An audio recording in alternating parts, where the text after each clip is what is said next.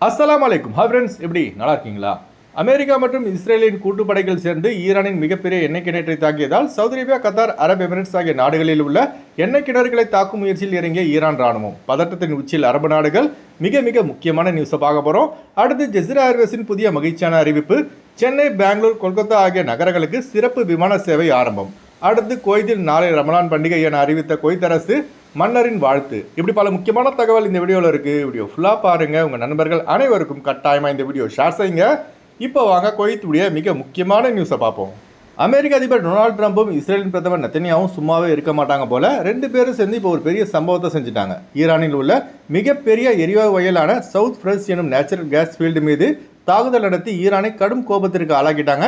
இந்த கேஸ் ஃபீல்டிலிருந்து நாள் ஒன்றுக்கு சுமார் 100 மில்லியன் இயற்கை எரிவாயு உற்பத்தி செய்யப்படுகிறது. இப்போ இந்த தாக்குதலுக்கு பிறகு கச்சா எண்ணெயின் விலை அதிகரித்துள்ளது. கச்சா எண்ணெய் விலை மட்டும் அதிகரிக்கலைங்க. சவுதி அரேபியா, கத்தார், யுனைடெட் அரபு எமிரேட்ஸ் ஆகிய 3 நாடுகளில் அமைந்திருக்கும் எண்ணெய் வயல்கள் மற்றும் சுத்திகரிப்பு நிலையங்கள் மீது கடும் தாக்குதல் நடத்தப்படும் என ஈரான் அரசு அறிவித்துள்ளது. அதுபோல அங்கு இருக்கும் தொழிலாளர்கள் மற்றும் பொதுமக்கள் அனைவரும் உடனடியாக அங்கிருந்து வெளியேறி பாதுகாப்பான இடங்களுக்கு செல்லும்படி ஈரான் ராணுவம் கேட்டுக்கொண்டுள்ளது.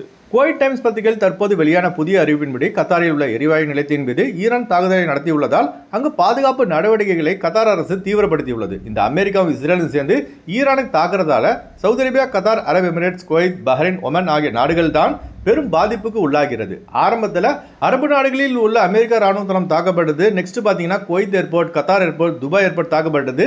இப்போ அரபு நாடுகளில் உள்ள எண்ணெய் வயல்களை டார்கெட் செய்துள்ளது ஈரான் ராணுவம். ஈரானுடைய நெக்ஸ்ட் மூவ் பார்த்தீங்கன்னா அரபு நாடுகளில் உள்ள வாட்டர் ரிசோர்ஸை தாக்குவது தான் என நிபுணர்கள் எச்சரித்துள்ளார்கள். அரபு நாடுகளில் பார்த்தீங்கன்னா நம்ம நாட்டில் கிடைப்பது போல சுத்தமான நீர் பூமி அடியிலிருந்து கிடைக்காது. இங்கு 90% குடிநீர் பார்த்தீங்கன்னா கடல் நீரை சுத்தம் செய்யப்படுவதால் மட்டுமே கிடைக்கிறது. இதுல சவுதி அரேபியாவில் பார்த்தீங்கன்னா 70% கடல் நீரை சுத்தமாக்கி குடிநீருக்கு பயன்படுத்துகிறார்கள். ஒமன் நாட்டில் 80%, குவைத் நாட்டில் 90% கடல் நீரை சுத்தம் செய்து குடிநீருக்காக பயன்படுத்துகிறார்கள். இப்படி இருக்கும்போது ஈரான் வாட்டர் ரிசோர்ஸை தாக்கினால் பெரிய அளவில் பிரச்சனை அரபு நாடுகளில் ஏற்படும் என நிபுணர்கள் எச்சரித்துள்ளார்கள். ஜிசிசி நாடுகளின் தலைவர்கள், உலக நாடுகளின் தலைவர்கள், ஐநா சபை இவங்க எல்லாம் ஏன் அமெரிக்காவுக்கு எதிராக அழுத்தமாக குரல் கொடுக்க மாட்டாங்கன்னு தெரியலைங்க. இது இப்படியே போனா இன்னும் நிலைமை மோசமாயிடும். ஜிசிசி நாடுகளுக்கு மட்டும் பிரச்சனை கிடையாதுங்க. இந்தியா, பாகிஸ்தான், இலங்கை, பங்களாதேஷ் ஆகிய அனைத்து நாடுகளுக்கும் பிரச்சனை தான். விரைவில் இந்த வளைகுடா சண்டை முடிவடைய பிரார்த்தனை செய்யுங்க. அடுத்த தகவல்.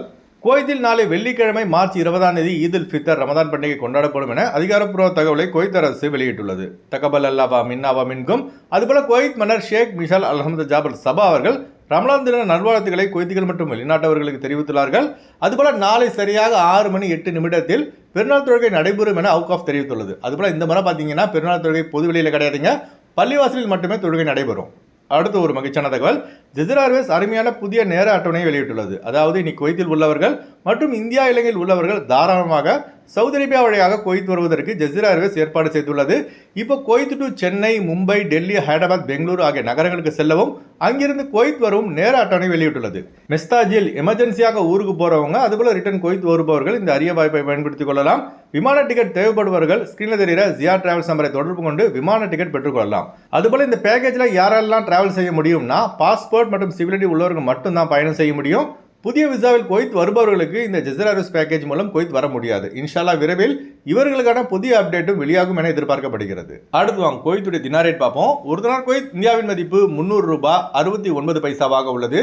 ஒரு தினார் குவைத் இலங்கையின் மதிப்பு 1000 ரூபாயாக உள்ளது. இப்போ நான் சொன்னது குவைத்துடைய அல்முல்லா ரேட்டுங்க. அடுத்து குவைத்துடைய கோல்ட் ரேட் பார்ப்போம். 1 கிராம் 24 கேரட் தங்கத்தின் விலை 49 தினார் 967 பில்ஸாக உள்ளது. 1 கிராம் 22 கேரட் தங்கத்தின் விலை 45 தினார் 820 பில்ஸாக உள்ளது.